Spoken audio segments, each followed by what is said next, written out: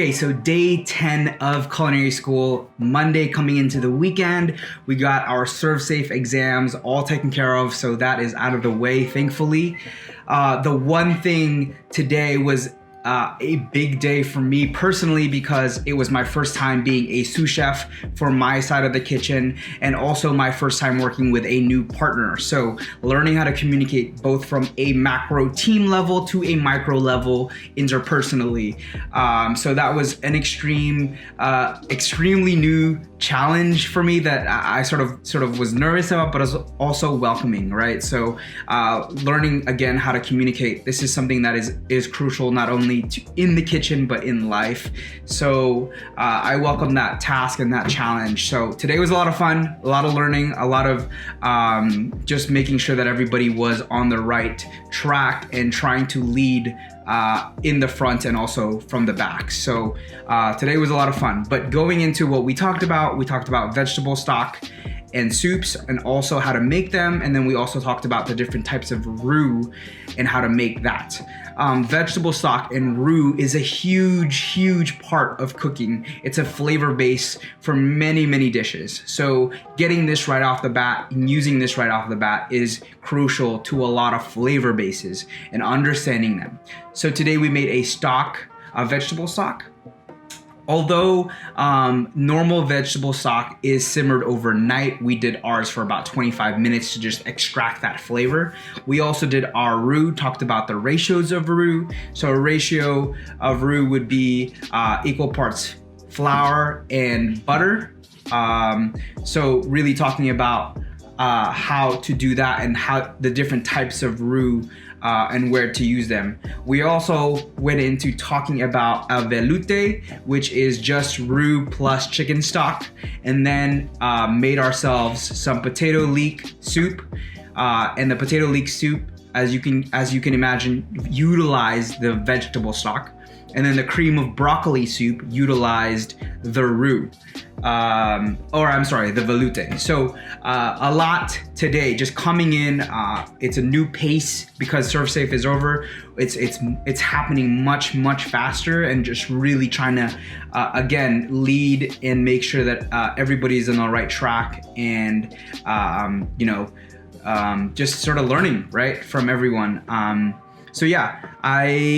Today, I have to say, I struggled a little bit in terms of making sure that I have my own stuff in place because I was just sort of making sure that the entire team sort of had everything they needed, right? So I put myself last to make sure that everybody got what they needed. And one of the things that I learned was initiative without verification.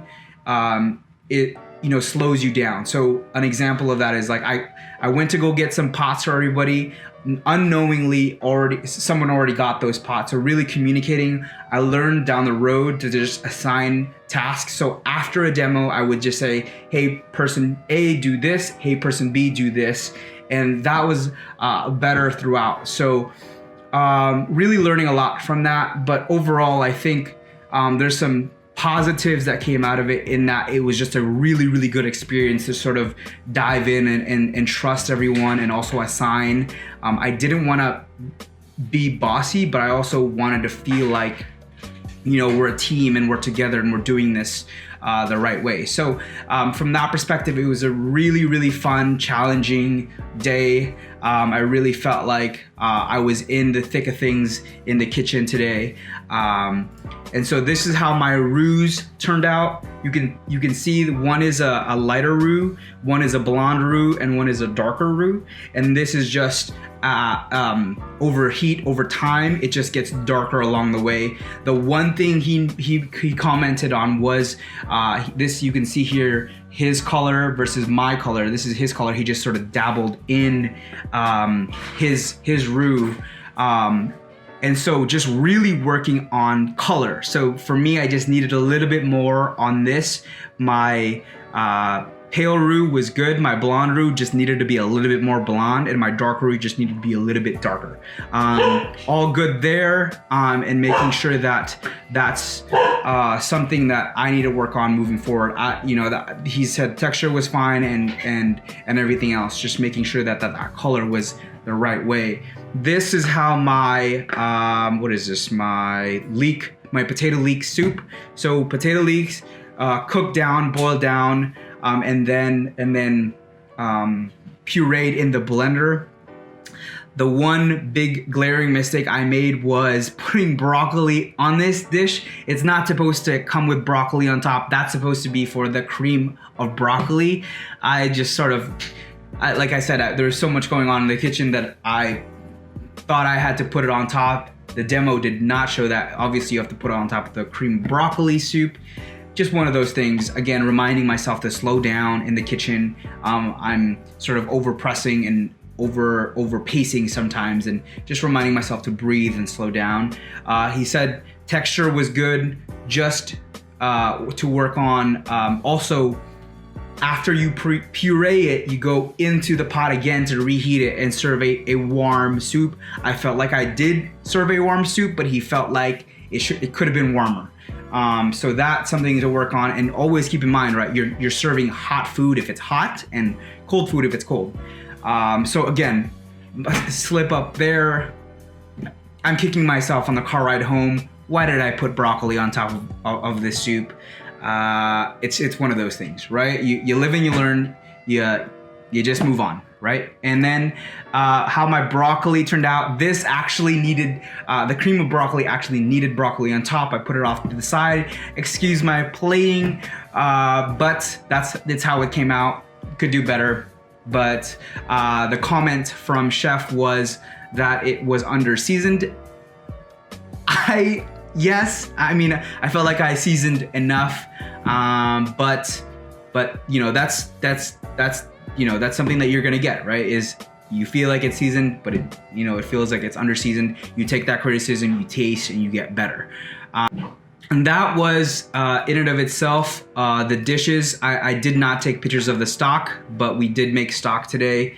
And overall, again, today was a great big learning day for me in terms of leadership and interpersonal, working with a new partner at that, and just learning how to be a quote unquote sous chef, and keeping our side intact and on the right track. So it was so much fun.